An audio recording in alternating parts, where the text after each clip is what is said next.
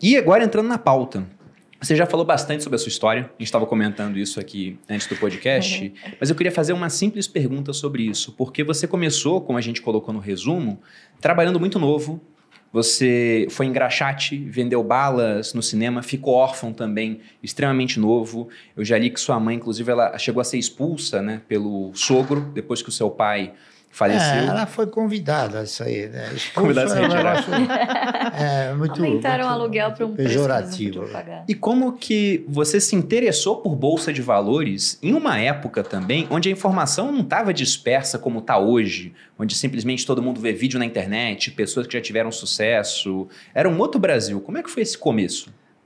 Na verdade, eu não me interessei pela Bolsa, eu me interessei por empresas, né? Por projetos de empresas.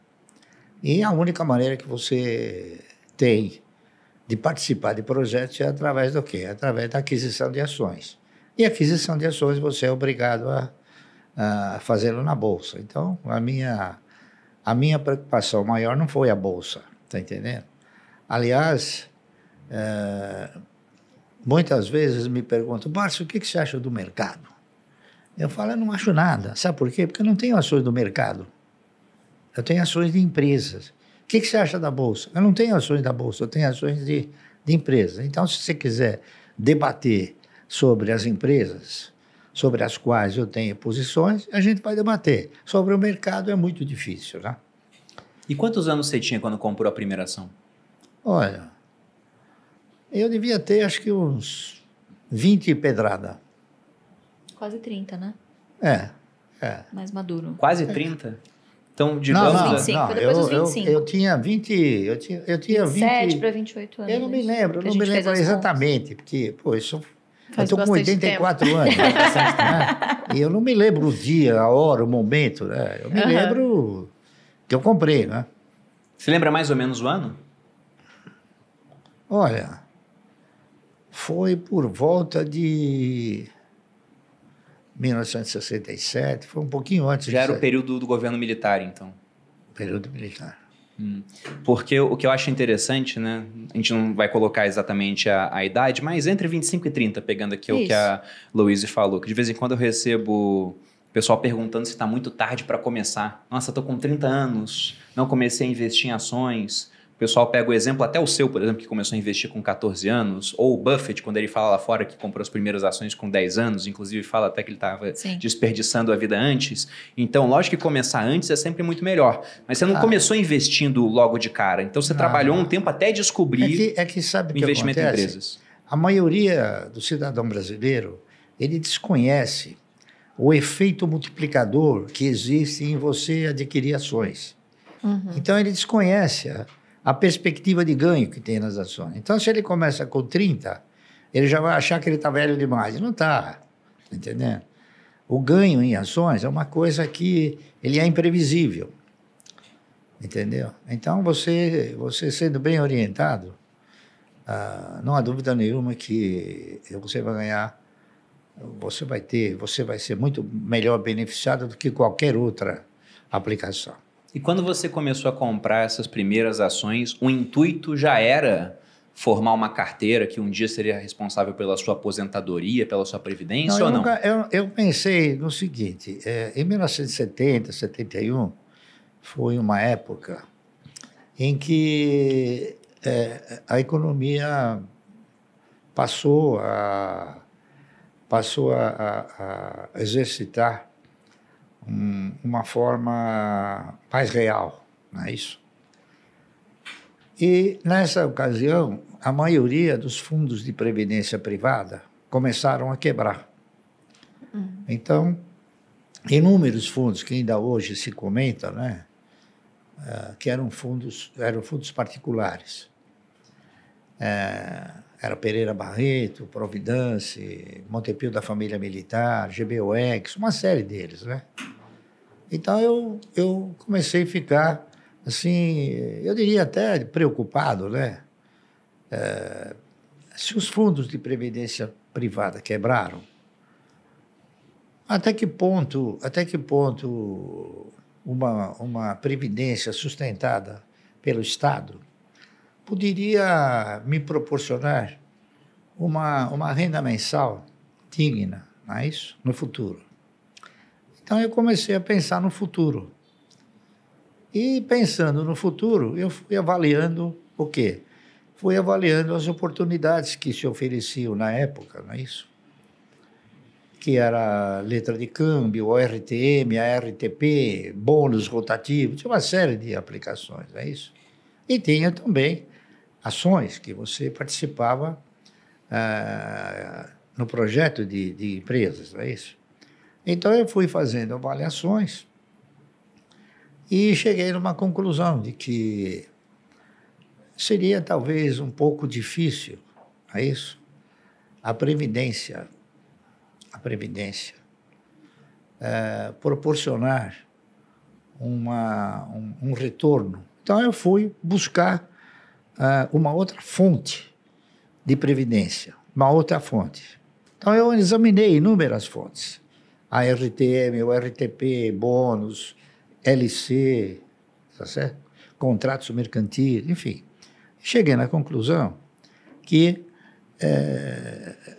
as ações, elas ostentavam e reuniam condições, se você tivesse a participação em bons projetos, em projetos de empresas futuristas, de você estar assemelhado com a postura do controlador ou dos maiores acionistas. Então, eu comecei a fazer o quê? Um estudo mais profundo de algumas ações de empresas que pudessem garantir ao longo de um período, não é isso? Longo, essa condição, a condição de te proporcionar uma renda mensal. Então, eu comecei a analisar com bastante profundidade, não é isso? E acabei fazendo o trabalho daquela que eu interpretava ser a empresa que melhor poderia suprir um projeto de 30 anos. Por quê? Porque se você tinha que contribuir 30 anos para a Previdência, eu interpretei o seguinte: por que não comprar 1.000 ações por mês durante 30 anos? Não é isso? E foi o que eu fiz. Então, eu fiz um trabalho, né, que recaiu sobre ações de uma empresa chamada Anderson Clayton. A Anderson Clayton é uma empresa que eu acho que vocês não conhecem, não sei se vocês conhecem. Não conheço. Não conheço. Mas ela produzia tudo que era Claybon, tá certo? Amendocrem, ela fazia óleo Claybon, né?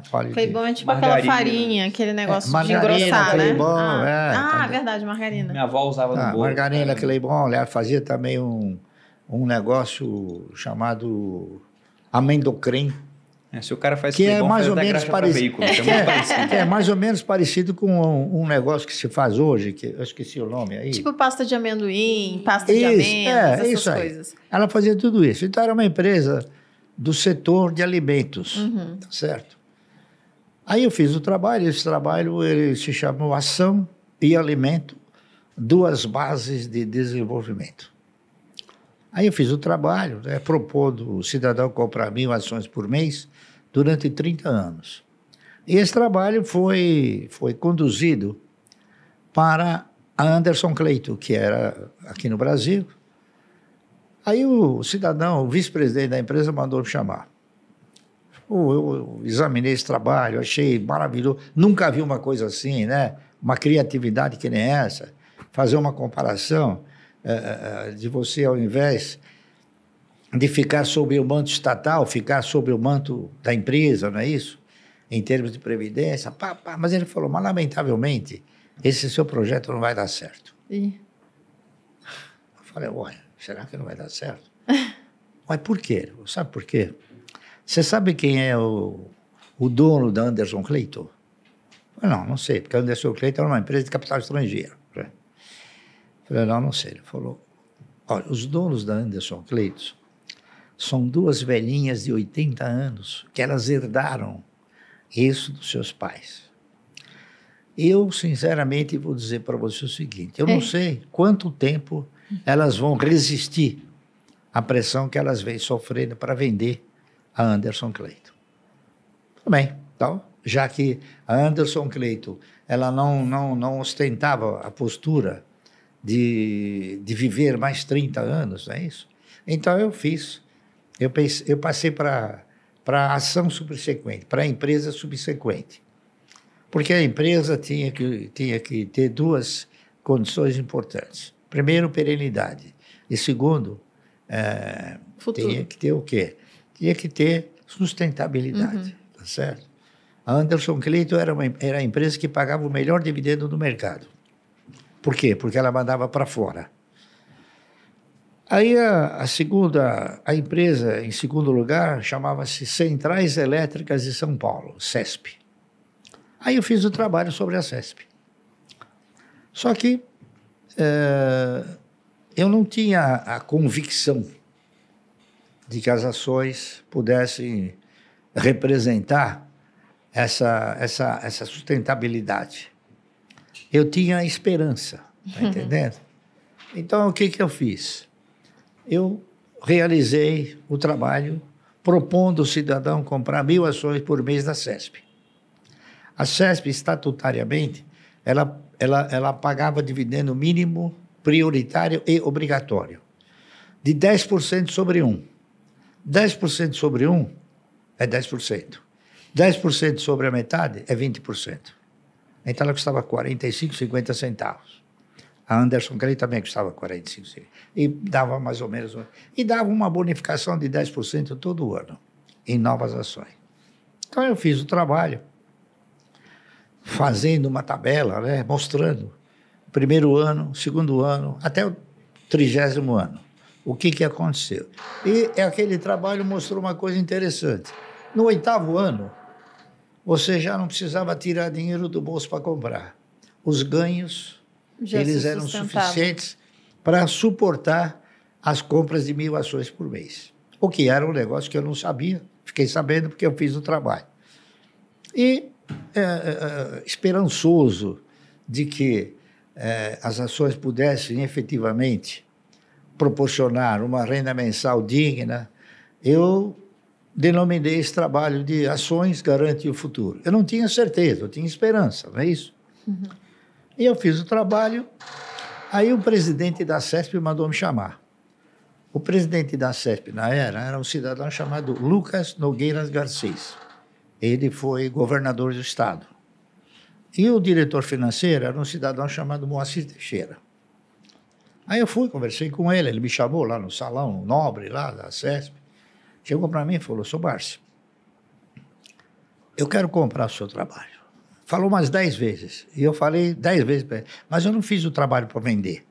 Uhum. Fiz o trabalho porque eu sou do mercado e eu quero mostrar a minha contribuição para o mercado, se é que ela tem alguma validade. Não, ele elogiou o trabalho.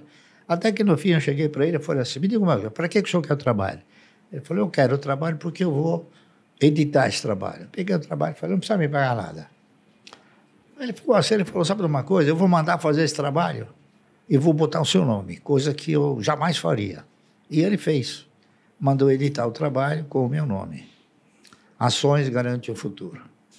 Então, agora eu tenho dito para ela o seguinte, esse título que eu coloquei era o título da esperança, tá certo? E hoje? O que eu diria hoje? Eu modificaria esse título? Claro. Eu acrescentaria um O.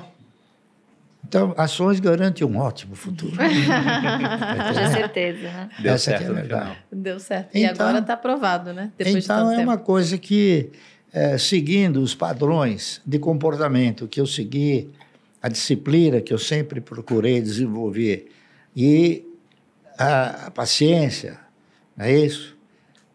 Tudo isso acabou sendo muito importante, porque ações elas foram feitas para comprar, não para vender, entendeu? A primeira pergunta que o cidadão faz quando ele quer entrar no mercado, ele fala, e a hora de vender? Fala, mas a ação não é para vender, é para comprar. Talvez nunca tenha hora de vender. Porque, veja bem, é um contrassenso. Você imaginar que você vai formatar uma carteira de renda mensal, comprar as ações para que essa carteira possa sustentar uma renda mensal. Se você quer uma renda mensal, por que você vai vender?